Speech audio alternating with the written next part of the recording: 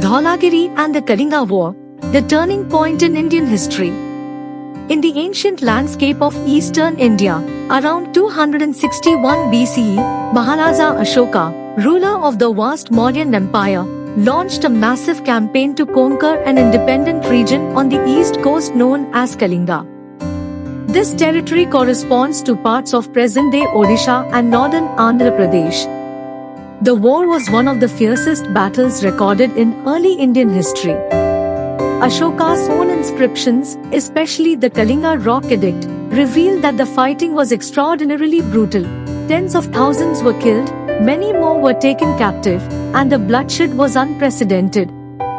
Though exact numbers are debated by historians, Ashoka's own words underscore the deep suffering.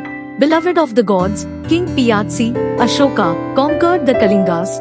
150,000 were deported, 100,000 were slain. Translated from the edict.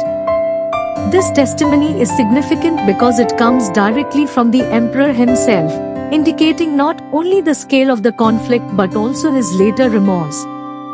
The war's devastation had a profound psychological impact on Ashoka. Witnessing so much death and destruction led him to question the value of conquest through violence. Deeply moved by the suffering around him, Ashoka chose a radically different path. He embraced Buddhist principles, especially ahimsa, non-violence, and dharma, ethical conduct, becoming one of the most important early patrons of Buddhism. The region known as Dhaulagiri Hills lies on the banks of the Daya River, approximately 8 kilometers south of Bhubaneswar, in Odisha, India. The name Dhauli comes from the Sanskrit word dhavala, meaning white, likely because of the white sandstone that characterized the hills. Local tradition and archaeological evidence strongly associate this region with the battlefield of the Kalinga War. According to popular accounts, after the war the Daya River flowed red with blood, a powerful image preserved in folklore and local memory. Although it is impossible to verify such stories scientifically, they symbolically reflect the scale of the devastation and its imprint on collective consciousness. At Dhauli, archaeologists have discovered important Ashokan rock inscriptions, especially the Kalinga edicts, carved directly into the hillside. These inscriptions are crucial historical evidence because they record Ashoka's reflections after the war and his new political ideals. Instead of celebrating military conquest, these edicts promote compassion for all beings, moral conduct, and welfare measures for his subjects. One of the most striking pieces of ancient art here is a rocket elephant, located near the inscriptions. Elephants were royal symbols in ancient India, representing power and sovereignty, yet within the Buddhist context they often symbolize mental strength, purity, and spiritual steadfastness. The presence of this elephant carving beside Ashoka's edicts at the side brings together political authority and religious symbolism. While the original stupa that stood here in Ashoka's time no longer exists in its earliest form, the most prominent Buddhist structure on Dhauli Hill today is the Dhauli Shanti Stupa, Peace Pagoda. This wide dome structure was built much later, in 1972, through cooperation between the Kalinga Nippon Buddha Sangha and the Japan Buddha Sangha. The stupa represents a modern effort to commemorate Ashoka's transformation and to promote peace, non-violence, and understanding among people of all backgrounds. It was constructed to honor the legacy of peace that Ashoka adopted after the Kalinga War and stands as a symbol of global harmony.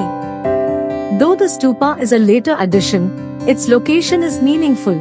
It crowns the same hills where Ashoka first experienced the devastating consequences of war and resolved to follow a path of moral and spiritual leadership. The stupa's serene white dome contrasts with the memory of violence that once existed below, symbolizing transformation and renewal. The Peace Pagoda includes carved panels and artwork depicting scenes from the life of Gautama Buddha and panels illustrating Ashoka's embrace of Dharma. Pilgrims, tourists, and students visit the site not just to see the monument, but to reflect on the enduring message of non-violence that grew from one of history's bloodiest battles.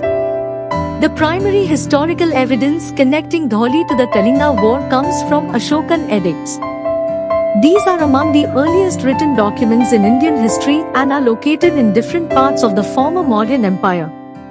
The Kalinga edict at Dholi stands out because it was carved in the region that suffered the war's brunt. Unlike Palace archives or later chronicles, these inscriptions were meant for public reading. They are Ashoka's own words, public proclamations that explain his policies and moral reflections. In these edicts, he speaks of the welfare of his people and expresses his sincere wish to reduce suffering. This is a resource of immense value to historians, since it gives a first-hand glimpse into an emperor's inner transformation. Archaeological surveys at Dholi have also revealed ancient fortification remains and other material evidence that suggest intensive military activity in the area during that period. Although the exact battlefield cannot be pinpointed with absolute precision, the terrain, close to rivers and trade routes, aligns with what scholars expect of a strategic war site. Most histories of India highlight Ashoka as the ruler who institutionalized the idea of dharma, a moral law, as a guiding principle of governance. But this transformation did not occur in a vacuum. It followed the tragic Kalinga War, and the site at Dholi stands as a testament to this pivotal change. Ashoka's shift from military aggression to moral kingship was unprecedented in the ancient world. Rather than celebrating empire building, he chose to propagate ethical behavior, social welfare, and spiritual values. Dholi is the geographic focus of this transformation. Ashoka's patronage played a decisive role in Buddhism's expansion. After the Kalinga War, he built monuments, sent out missionaries, and sponsored the planting of Buddhist stupas and monasteries across South Asia and beyond. The Dholi site reminds us of the early connections between political power and spiritual outreach. For Odisha, and indeed for the entire subcontinent, Dholi is more than a monument. It is a cultural memory site. It connects local traditions, ancient inscriptions, Buddhist symbolism, and modern peace activism in one landscape.